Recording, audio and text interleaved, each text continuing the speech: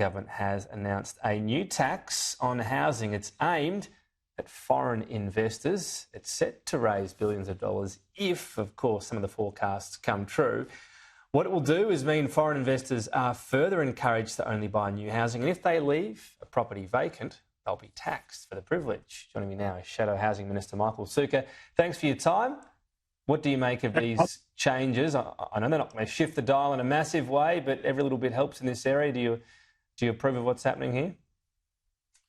Look, Tom, I think the truth is this is too little too late from this government. The problem is they have presided over record levels of migration. I mean, the largest migration we've ever seen in a single year.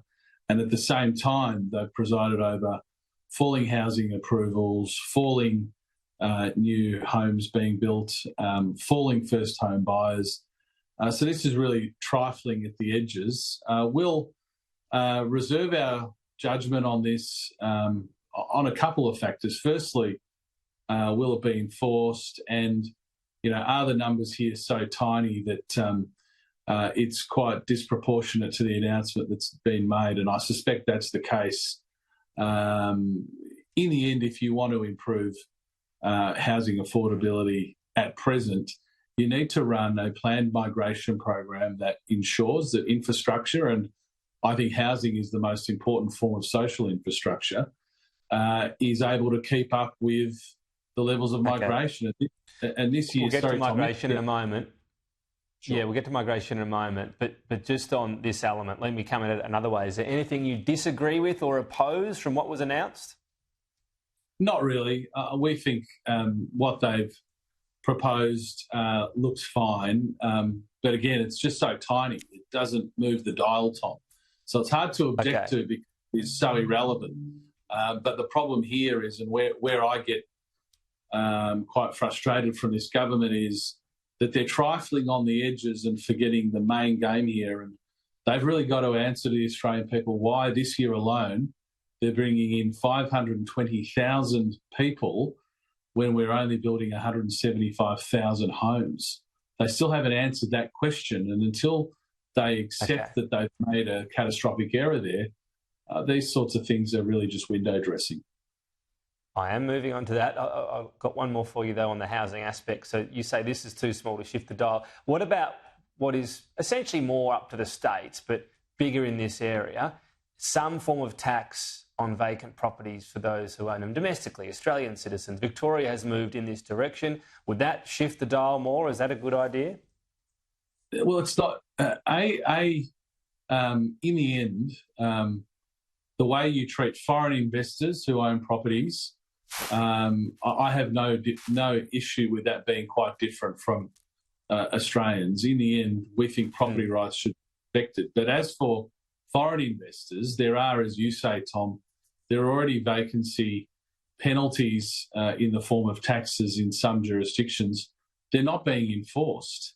I can tell you right now, in a number of local municipalities, we've got really good evidence to suggest that there are, in some cases, hundreds of properties that are empty, and yet the vacancy taxes that are being applied are only being applied to a tiny proportion of those. So one of the reasons why we'll reserve judgment on this, Tom, is it's not the media release or the headline or the glib words from the Treasurer, but can they actually enforce these things?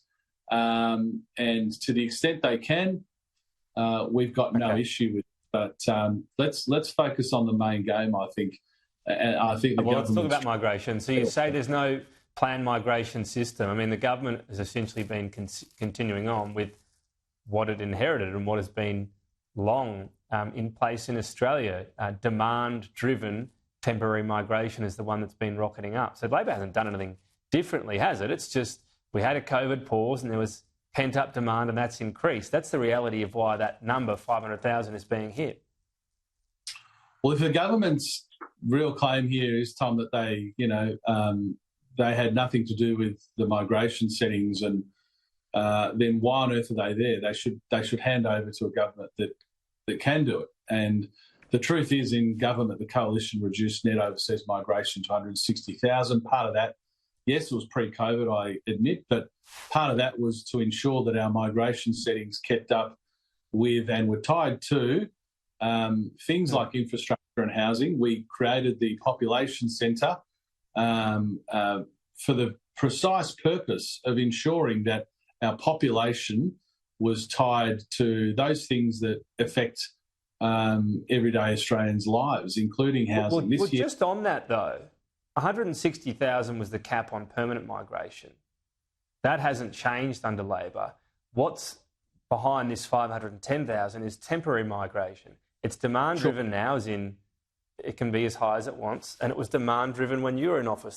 That hasn't been a policy change. The figure driving this demand-driven element was the same under your government.